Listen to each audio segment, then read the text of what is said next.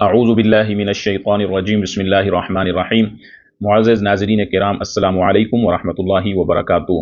معزز سامعین کرام، جیسا کہ آپ کے علم میں ہے کہ ماہ ذی الحجہ شروع ہے اور یہ بہت بابرکت مہینہ ہے۔ اس ماہ ذی الحجہ کی پہلی 10 راتوں کی قسمیں اللہ تعالیٰ نے قرآن میں کہی ہیں، والفجر ولیال عشر۔ یہاں اللہ تعالیٰ نے فجر کے وقت کی قسم کہی اور ساتھ میں ولیال عشر اور 10 راتوں کی قسم۔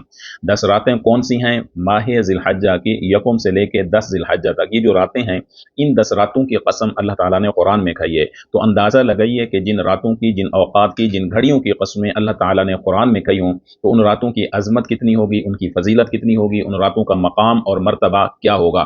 تو اس لیے اس ماہ ذی الحجہ کے پہلے 10 دنوں کی عبادت بہت افضل ہے۔ اس میں روزہ رکھنا بھی افضل ہے اور اس کے اندر خیرات کرنا بھی افضل ہے، صدقہ کرنا بھی افضل ہے، اپنی مشکلات کے حل کے لیے اللہ تعالیٰ سے مانگنا یہ بھی بہت افضل ہے، اور اسی طرح کوئی بھی نیکی کا کام کرنا بہت افضل ہے۔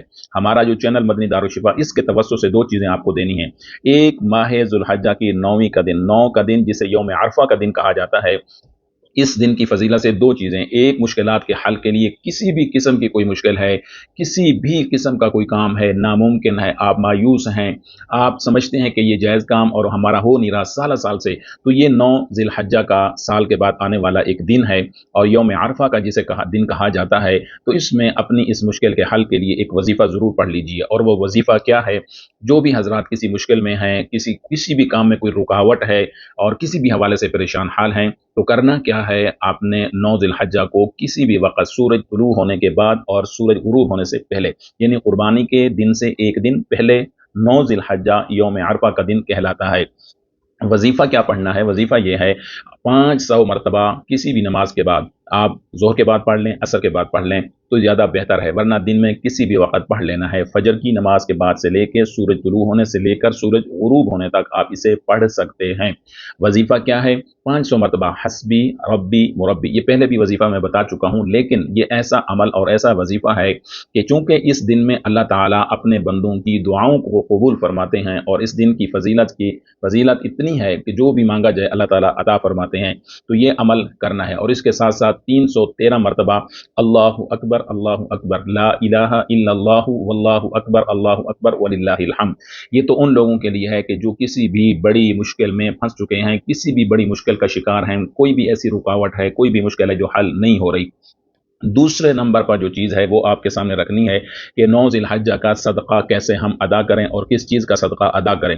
یہ صدقہ ان لوگوں کے لیے ہے کہ جو لوگ بیمار ہیں، جسمانی یا روحانی طریقے سے، کوئی شیطانی عمل کے ذریعے سے بیمار ہیں، کسی پہ جادو چل رہا ہے، کوئی جنات کا سایہ ہے، شیطانی سایہ ہے، مسلسل بیماریوں میں زندگی گزر رہی ہے، تو ایسے لوگ اس دن میں ایک مختصر سا صدقہ میں بتانے لگا ہوں، یہ صدقہ لازمی ادا کر لیں۔ یوم عرفہ کا دن ہے، 9 ذی الحجہ کا دن ہے، اور وہ صدقہ کیا دینا ہے؟ کوئی بھی سفید کھانے والی چیز صدقہ ادا کریں۔ مثال کے طور پہ 1.25 کلو آپ چینی لیں، 1.25 کلو آٹا لیں، 1.25 کلو چاول لیں، کسی بھی غریب، یتیم، مسکین، جو آپ کی نظر میں غریب، یتیم، مسکین ہے، ان کے گھر میں یہ چیزیں تینوں جا کے پہنچا دیں۔ انہیں بتلانے کی ضرورت نہیں ہے کہ ہم صدقہ دے رہے ہیں۔ جب یہ آپ چیزیں دیں، اس کے بعد پھر آپ نے تھوڑا سا گوشت لے کر 1 پاؤ گوشت لیں یا 1 کلو گوشت لیں، وہ گوشت آپ نے اپنے اس مریض کے جسم پہ وار کے اسے پانی میں پھینک دینا ہے، اسے پانی میں بہا دینا ہے۔ تو انشاءاللہ ثم انشاءاللہ یہ ایسا صدقہ جس کی نسبت اس دن سے ہے، یوم عرفہ کے دن سے ہے، یہ بیماریوں کے حوالے سے ایک عمل ہے۔